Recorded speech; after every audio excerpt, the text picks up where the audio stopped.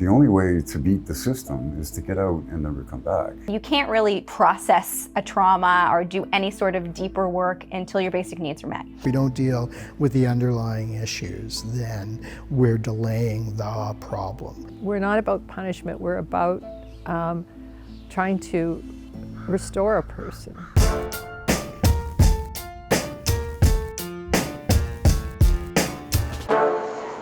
Ontario is relatively safe, but recent headlines have led to concerns brought on by offenders out on bail. Bail reform and public safety weave through the conversations for this month's episode of The Thread. We need to talk about this month's topic and what Polly has seen when it does come to bail reform and whether or not there is an increase in crime.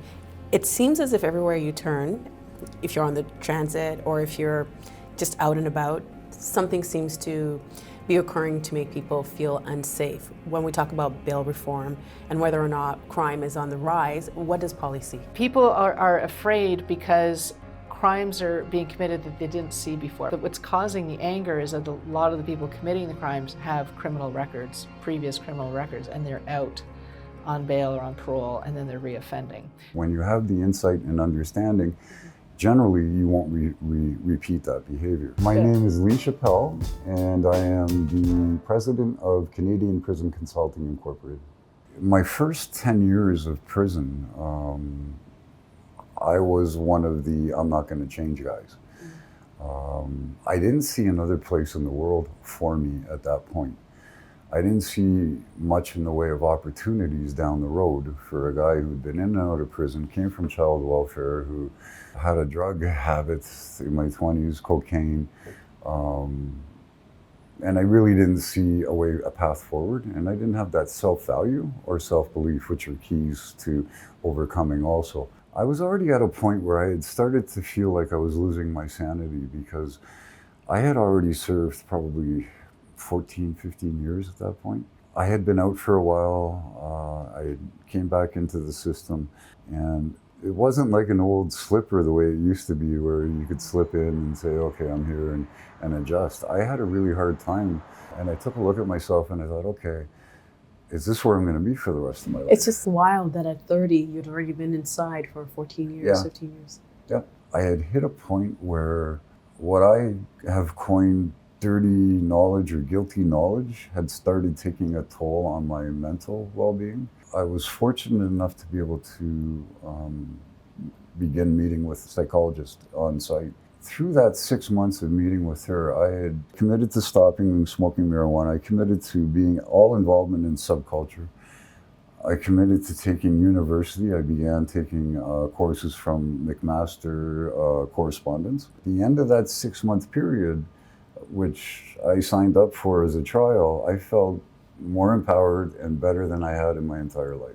Predominantly what I do is I work with people who are facing incarceration for the first time offenders. I work with the person who's facing incarceration and their families towards preparing them for what lies ahead. Beyond that, I really take a tough approach that is centered upon ownership, accountability, insight, and remorse. I get the sense that the people that you work with, when they come to you and they're trying to figure out how to navigate the prison system, that you want to work with people who take acceptance, who acknowledge what it is that they've done. I'm not a parole board. I don't have the power. I'm not a judge. I don't have the power to give them a lesser sentence. But when it's that genuine to me, then I understand that that's somebody I can work with, I believe, so that they never end up going back to where they are right now. We think of corrections as an entity, but it's really broken into many different fragments. So you have decision-making in the federal system. You've got national headquarters, you've got regional headquarters in every region across Canada. You then have administrations of every prison, wardens, deputy wardens. You then run into management, and then you get to frontline. And most of these groups, there's not a great deal of cohesion with. And there's differences of opinion. So you've got a decision maker who's adamant that this needs to change, and then you've got somebody on the front line who gets the memo, looks at it and says they're in their glass tower, they have no idea what it's like to be here, and throws it in the garbage. This is where you end up having a breakdown within that you don't often see or the public's not aware of. It's interesting because if you think about the concept of why people are sent to prisons, is we want to give them an opportunity to rehabilitate. Ideally, right? But if the people who are kind of in charge of that process within the prisons themselves, the correctional officers, if they don't believe in rehabilitation, and if you're inside trying to rehabilitate, it seems as if those two things are clashing. Yes, I would agree. Now, having said that, when it comes to correctional officers, to distinguish this, there is a care, custody, control is what it's called for corrections. They are responsible for the care, custody, and control of their charges, of their inmates. Security is really not part of social work, part of programming. They're there for security reasons.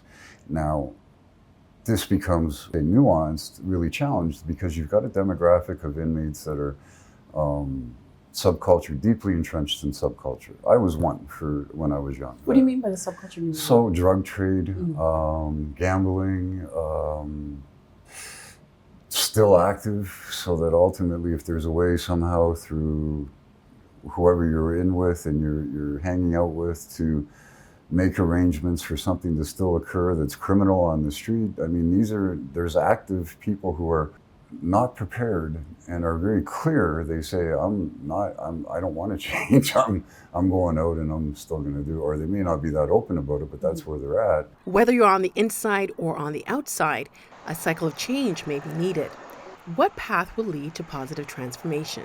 Our goal is, to try to move people from victims to survivors. I'm Kylie Kalish, Executive Director of Victim Services Toronto. We physically go to the scene of the crime with police, although we're completely separate from Toronto Police. We support them in the victim and survivor and crisis management. So survivors of all different crime types and sudden tragedies, once they're a victim or survivor, they inevitably have to engage with all of these bureaucracies that can be incredibly difficult. And so our job is to walk alongside survivors and make sure that we hold their hand and make sure that they're supported and have all of the services they need after the worst day of their life. Crime is rising and people don't feel safe. From the work that you do, what types of crime are you navigating? The scariest thing that we are just seeing a crazy influx of besides labor trafficking is gender-based violence. And this peak started during the pandemic, right? When you are literally locked in a house or an apartment or a home with your abuser. And so the majority of the work that we do, so around 70% of the clients we support, so we support around 20,000 clients a year, 70% of those are survivors of gender-based violence, so intimate partner violence being the biggest, sexual assault, human trafficking. And from the work that you do with victims, do you get a sense that victims feel as if they are getting justice? Because it's so individual, some yes and some no, right? Like often intimate partner violence survivors, if they do decide to report to police, and some do and some don't, their abuser comes out the same day, right? Like they get bail and they're out the same day. And so it's just really terrifying, right? Like that's a very scary feeling to know that this person is very capable of harming you or killing you. And there's been a lot of conversation, not just in Ontario, but across the country regarding bail reform. And I can only imagine if you are a person that survived a crime and then the person who committed that crime is out on bail. Yeah. And we've heard stories of people being out on bail, recommitting crimes against other people. Right.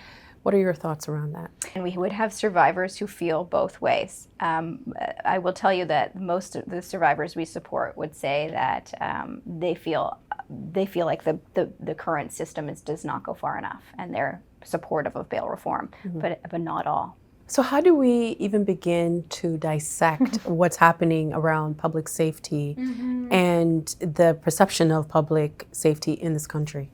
I mean, I think the first thing we need to do is house people. like Maslow's hierarchy of needs, right? Like you can't really do anything else until your basic needs are met. So many people are committing crimes because their basic needs are not being met and they're trying to survive. And so I think that step one in solving any of this is housing people. Do you think that the justice system could do a better job of protecting victims? There's definitely work to be done in order to really listen to victims and to really understand the severity of their fear. So many of our survivors report it to us, but don't report to police. So they're not actually entering the criminal justice system. And I think that's also important to understand and dissect. Can you explain that? Yeah, I think some of them, especially racialized, Indigenous, Black clients feel unsafe accessing the support of the criminal justice system. And, through our partnership with TPS and the Toronto Police. Yeah, Toronto Police Service. Yeah. So we have 2 crisis lines. One is specific to police. So the police can call us. We go to the scene of the crime with them and support them. We also have a crisis line available to the community, to the public, to call us should they not want police intervention but feel like they're a survivor or victim of crime and crisis. What do you want the public to know about victims and how we should, the things that we should consider when someone has been victimized? It's so complicated and nuanced because often survivors and victims are also perpetrators, right? Like it can become murky that it's not just, 2 categories of people. It's hard for us to advocate for one specific direction to change the criminal justice system, for example, because that's just not how all of our survivors feel. The experience of victims, survivors, and offenders is complex, nuanced, and unique to each situation. Though a constant among them is a hope that the system works for them. What does Polly see when it comes to the conversation around bail reform? First of all, 2 problems. Are we letting people out when they're healthy enough to be let out? And are we putting them in a situation once they're out where they can be successful? Is it that we are not doing a good job of helping people and reforming them? Or are we not doing a good job of, okay, great, you're pretty stable. Now we put you out in a world that you haven't been in many years, and you have to get a job, you have to feed yourself. We just really need to understand where the system is falling down. If we don't deal with the underlying issues, then we're delaying the problem. Jan met up with Professor Kent Roach to get a better understanding of the bail and court system. I'm Kent Roach, and I'm a professor of criminal law at the University of Toronto. Take us a step back. What exactly is bail? For someone who has not gone through the court system, what does that actually mean? Okay, so the criminal code is set up that when a police officer arrests someone or gives someone a summons, there's a default that they should be released so that they never even get to the issue of bail. But if the police officer thinks that the person is not going to show up, or if they're going to go on and commit another crime, they can detain that person.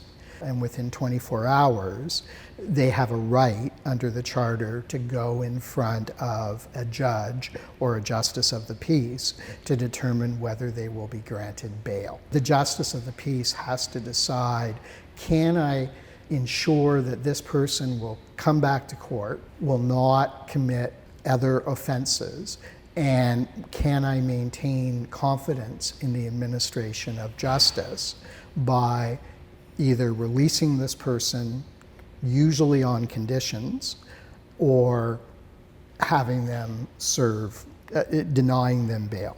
If they're denied bail, they go to jail. What would a crime that maybe perhaps someone would be considered a candidate for bail, what would that look like? A pretty standard bail condition would be not only that you have to keep the peace and be of good behavior, but that you not contact the victim, and perhaps that you not contact the witness. So those are some of the bail conditions that can be placed on to try to protect public safety. There's also the idea that you should have probation officers who can enforce bail. So it may be a condition of bail that you meet with this person every week, and that person could then, if he or she suspects that you breached bail, could then send that back to the police. The last few months. We've seen it on every headline. It just feels like everyone has been on edge. And I'm hoping, can you describe whether or not there is a relationship, but people are making some connection between the bail process and the justice system and maybe what can be done versus what we're seeing play out in society? What we're seeing coming out of COVID is, think about Toronto, think about how unaffordable housing is in Toronto. So we're seeing both many more visible people living in the TTC, other public spaces, and then we're also seeing these well-publicized horrific acts of violence. I think that it's this kind of combination of unease, frankly, that we all have in seeing people with drug addictions, people who are unhoused, people who are in various forms of distress. And I think that in some ways it's easier to look to solutions in the criminal justice system because you can pass a law and say, good, we've dealt with it. And the other sort of solutions are harder. It's harder to work on housing, it's harder to work on mental health. And so again, I'm not saying that bail is not part of the reform. The whole justice system and the whole community safety system operates in silos. But I don't think it's necessarily in the best interest that the policing budget is in one silo, the housing budget's in another, the mental health is in another silo. Overall, the bail process, is it one that you think is fair? As a person trained in the presumption of innocence, the idea of putting people in jail before they have been found guilty is hard to justify. There are no simple solutions. We all want to be safe. We all want people, I think, to get the help that they need to deal with addictions and other causes of crime. Sometimes denial of bail is going to be necessary, but sometimes it can have a negative effect both on the sentence, but also, even more importantly, on the person's life. What is the balance between what is fair and what will keep the public safe? Is the system in need of repair? Does incarceration truly lead to rehabilitation? What does Polly see when it comes to the conversation around rehabilitation? Among the general population, people are very supportive of rehabilitation. Now, the general population does believe, though, that there's some people who are more worthy or more likely to be rehabilitated than others. So there's a lot of belief and sympathy that if you came from a disadvantaged background, very poor background, or BIPOC, and you just had a rough start in life, or that the cause of your criminality was maybe you were on drugs, but now you can be proven to be clean, it's that you are probably a good candidate for rehabilitation, and there's a lot of support for that. There's a belief that if you stalk and kill children, you are not either a good candidate for rehabilitation or even worthy. People also say, if the system is about rehabilitation, then why do we sentence people to years? Why do we say 25 years you're out or 10 years you're out? Shouldn't it be when you're reformed you're out? And it's up to you to prove that you're reformed. And so it's obviously not about reform, it's about time. It's still about time. It's basically that if you did the crime, you need to do the time. Yes. I actually saw a big conversation on the topic of rehabilitation saying people support, they were saying, I support rehabilitation for one main reason, because if we learn how to rehabilitate, maybe we can learn how to prevent. What is the direction toward a better system? We head to Thundery Bay, joined by Chanel Anderson, and meet community members of Fort William First Nation to learn more. Our whole purpose of the restoration program is to keep people out of jails. You need to take responsibility for your actions of what you've done. Restorative justice. Certainly that is one way to minimize or to alleviate some of the numbers of people who are finding themselves in an incarcerated situation. The sooner we realize that it should be the main way to assist Indigenous people in the justice system, the better off we'll all be. Bonjour, Gijiba Anamut Kwe, Nindigena Kas, Migazi Nindodem, Nam Kiwanuka Nindoji. I am from Fort William First Nation. My spirit name is Whirlwind Woman, and I'm Migazi or Eagle Clan, and my common name is Selena Reitberger. How does restorative justice seek to address crime? When we started up our program at NAN Legal Services, we called it Restorative Justice because it is restoring the way things used to be in the Indigenous culture. And it also restores relationships. So it addresses crime in a very unique manner in that we are trying to address healing. So it's about trying to restore relationships and also heal the person who has committed the wrong, because we know that there are underlying reasons why this happened. It's not just willfulness. Why is healing, I guess, at the center of restorative justice? Well, because we know that if you deal with the underlying issues and you become a well person, we're not going to see you in the justice system anymore. Why restorative justice? Why not jail or prison? First of all, you don't want to be an Indigenous person in jail. It's not a good place. We're not about punishment. We're about trying to restore a person. So if you put someone in jail, what did they do in there? They learn how to be a better criminal, but when they get out, they don't have the tools to lead a good life. I had family and friends that have died in jails and who've gone back and forth, you know, the recidivism aspect of just regular court systems. My spirit name is Jianguanquado, and my other name is Marlene Pierre. I'm with the Thunderbird clan. We don't see justice described as confinement. It's more to put that person in a position where they can recover from their wrong. And whatever that remedy might be, that's determined by the people. We didn't have jails. We didn't need jails. We use all our traditions in some way in the circle.